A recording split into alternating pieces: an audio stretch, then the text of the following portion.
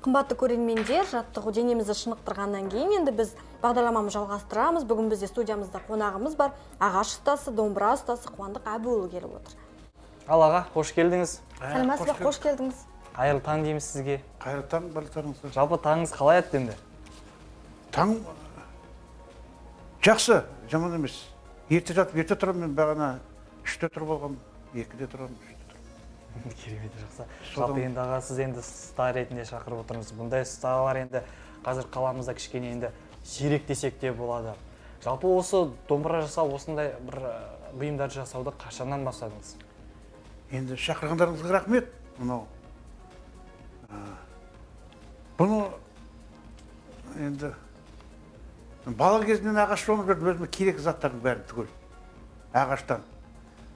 Соны кейінгі кезде кеңесіз уақытында совет кезінде немені домбырашылар бар. Солар домбырамды жөндеп бер деп. Сіздер жаңағыдай айтқандай, шындағы менде көргім жоқ домбыра жасайтындарды, мысалы. Сосын келіп маған жөндеп бер деп домбырасы. Атамнан қалып еді, өзім шертіп шедім, сынып қалған домбыралар. Сосын оларға айттым, мен домбыраны білмеймін жасау, шын айтқанда, дедім. Сосын енді ағаштан бәрін қолың білет, сіз осыны қайтсе де бірден қылып жасап бер. Енді қайда апарамын? Атамнан қалған жақсы домбыра еді, қазір есік көзі болсын өліп қояй дейді, не өзі шертеді. Сосын әлгілерді жөндедім. Біраз адамдарға жөндедім, қысқасы. Бәрі содан басталды яғни? Бәрі содан басталды. Сосын енді өзім бір күні, осыны өзімді көрейінші деп, мен шашылып қалған домбыралардағы анау жөндегеннен кейін, мынаны көріп үшін бәрін түгел өзім бастадым, қысқасы. Бастағаннан кейін домбырашыларға көрсеттім. Әне жері келмейді, мына жері келмейді дейді. Сосын келмейді деген жерін бұлтсып қайта жұмыс істедім. Қысқасы бірнеше рет бірнеше қайталап әйтеуір бәрін жөндеп келтіріп, соңынан қалмадым, қайтсам да бұны үйренемін деп мен. Соған неше жыл болып қалды яғни қазір? Енді 90 жылдардың басында ол. Оған дейін мен міне совет көзім мынандай маскарик, міне осылар жасадым, міне мынандай қобдиша жасадым совет көзінде. Бұлар бәрін жақсы алып жүрді сол кездегі адамдар. Бірақ мыналарды кейбіреулер қызығып алады сол кезде. Совет көзіндегі милициялар айтады, бұл не трудовой доход дейді. Мен айтты, біреуден ұрлап алып, екінші адам сатып жүргем жоқ, жасадым. Солай болды ол кезде. Қазір айтады, қазір кезде елбасының саясаты мынандай, қолдарынан не келеді? Соны жасап күн көріңдер. Ұрламаңдар деп сөйлейді. Ұрламаңдар, басқа жаман іске бармаңдар деген сияқты. Қазір енді ашық жасап сатуға болады. 90 жылдары, 2000 жылдары жаңа сіздер айтқан сияқты негізі жоқ болды шеберлер. Сол кезде домбыра жақсы жүріп тұрды енді, шынын айтқанда. Астанада, жан-жақтан тапсырыстар болды. Тапсырыстар көп болып, үлгере алмай жаттым, қысқасы. Қазір енді көбейді, Құдайға шүкір, жас шеберлер бар. Бірақ домбырашылар әркімнің өзінің несі бар енді. Талғамы бар. Кімдікі ұнайды, соны алады. Мен солай ойлаймын қазір. Кімдікі ұнайды, біреудікі ұнайды, біреуге әркімнің талғамы әртүрлі шертушілер. Солай алып жатыр. Қазір кішкене бәсеңдеді. Жалпы аға, осы домбыраларды қандай ағаштан жасайсыз? Енді өзім бұны арнап оқығам жоқ, мен білмеймін оны. Әр домбырашы әртүрлі айтады. Оларда ойы басқа, несі басқа, бәрі домбыра шертеді жақсы. Бірақ қайын ағаштан жасайды, біреуі ана ағаштан жасайды, біреуі әртүрлі ағаштарды айтады. Біреуі қарама қарсы айтады, анау мақтап кеткен ағаштан, анау жақсы айтады. Ал сіз ше өзіңіз? Мен солардың бәрінен де жасадым айту бойынша. Өйткені мен енді оқығам жоқ бұның арнаулы. Ағаштардың несін оқығам жоқ. Бірақ бүгінде біреуіне тоқталған шығарсыз, дәл осы ағаштан жасадым? Тоқталғам жоқ, мен сол жаңағылардың айту бойынша қайыңнан да жасаймын, бұқтан да жасаймын, бәрінен жасаймын. Мен енді 40 жыл темір жолда істедім мен. Сол жерден 9-шы жылы 60-ға келгенде құрметті темір жолшы атандым. Ал енді бос уақытта ағашпен айналыстым. Бұрынғы мынандай әлгі бәрін қойдым, тек осындай не, міне, осымен айналыстым. Ағашты қайдан аласыз жалпы? Ағашты бәрін сатып аламын. Бізде бар ма, шетелден келе ме? Ресейден не мүмкін? Ресейден келіп жатыр, барып алуға болады таңдап. Сіз сонан аласыз, Барып аламын, сатып аламын бәрін. Оны тіркізгенде де ақша төлеймін. Бәрі ақша тұрады қысқасы. Жақсы. Керемет. Жалпы біз бір домбыраны жасау үшін қанша уақыт керек? Бір бұйымды дейікші аға. Білмеймін, енді бір жұма кететін шығар енді. Мен анықтап байқап көргем жоқ. Мысалы мынау қорабы мынасы оюменен ол енді көп уақыт алды енді. Оған оюларды орналастыру керек. Бұған дәл ою жоқ қой. Ана үлкен ою болса кішірейтіп келтіріп, кішкентай болса көйтіп кетіріп, мынаның бәріне түгел бос жер қалдырмай бәрі симметриялық неменен бәрі тамаша болып тұру үшін солай жұмысы көп ол. Керемет. Жалпы аға, көріп отырмыз, үлкен домбыра, орташа домбыра, кішкентай домбыра, домбыраның түр-түрін жасайды екенсіз. Неліктен? Түр-түр жасағанда мынау үлкендер ойнауға болады. Кішірек домбыраларды балалар ойнауға болады, үлкен домбыраға қол жетпейді.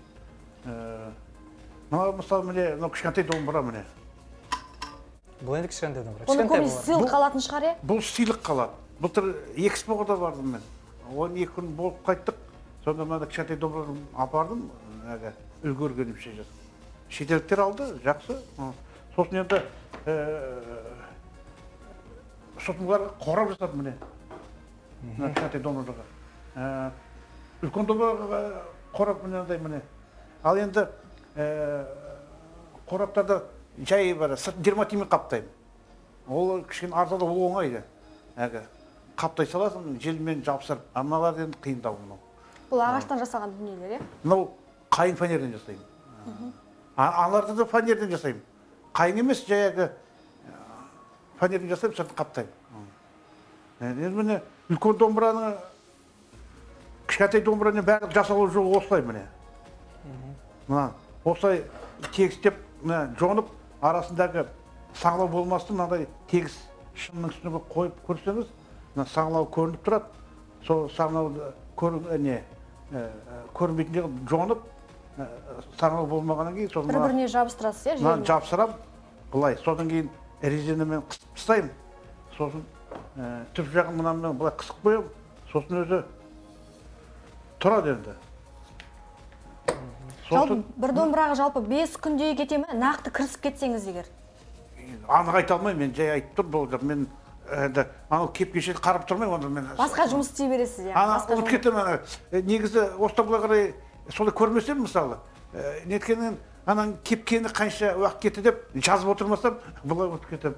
Міне, мынаның бәрін құрап болғаннан кейін мынандай болып шығады. Жақсы, үлкен домбыра да осылай болып шығады. Сосын бұны мойынның бет тақтайы мынау, мойынның. Сосын мынау шанағы, мыналар шанақ дейді мынау. Мынау қалпы мынау. Мынаны былай бет тақтайын жапсырам, желіндей міне. Содан кейін болғаннан кейін міне мынау басы келтіріп қойды міне былай желіндейін бұны. Соның желінде бәрі болғаннан кейін соның мынаның бәрін қырып жонып, сосын міне мынандай дайын дүние шығады. Үлкен домбырада осылай жасалуы. Енді оны мұнда алып келіп бәрін көрсетуге әрине қиындау. Мынау бәрі осындай қысқасы. Сосын мынандай сондай жағдай. Тапсырыс қалай бүгін жалпы? Көп пе? Көбінесе қандай домбыраға тапсырыс береді? Жаңа айттым, азайды. Домбыра жасаушылар бар. Әр домбыра шететін домбырашылар сол өзінің ұнайтын домбырасын алады, ұнайтын шеберлерінен барып алады. Біреуге ұнаса, біреуге ұнамайды деген сияқты. Ал енді мынандай нені жақсы алады енді қысқасы. Сыйлыққа. Мынау тұсаукесер дейді. Сосын бесікке бөлу сондай балалардың нелеріне салт-дәстүрге байланысты. Алады. Сосын үлкен адамдар мысалы 70-ке келді, 60-қа келді деп сондай мерейтойлар жасағанда сонда алып таратады. Сосын қоржынға да салады. Сосын бұны жаңағыдай мерейтойларға арзанда сыйлықтар алып жатыр ғой Қытайдың біреулер. Иә. Енді көп сондай да алады арзан болғаннан кейін. Кейбіреулер бар енді мынандайды да алады. Сосын анау асаба ойын жүргізіп жатқанда, той жүргізіп жатқанда айтса, мысалы, кім жақсы тілек айтады. Соған міне мынандай бір домбыра деп айтса, содан кейін кім жақсы билейді, ән айтады деп, солардың Сыйлық ретінде жалпы. жақсы айтқандарға бір-бірден осыны десе, олар бірінен бірі бәсекелесіп, адан асып түсем деп билеп, адан асып түсем деп өлең айтып, сондай терлеп, сондай болды ол. Мен өзімнің бір тойымда сөйткенмін. Жақсы, керемет. Жалпы біздің көрермендерімізге айтарымыз, қонағымызға сауалдарыңыз болса, пікірлеріңіз болса, тікелей эфирге хабарласуға болады. Нөміріміз 5576 қарап.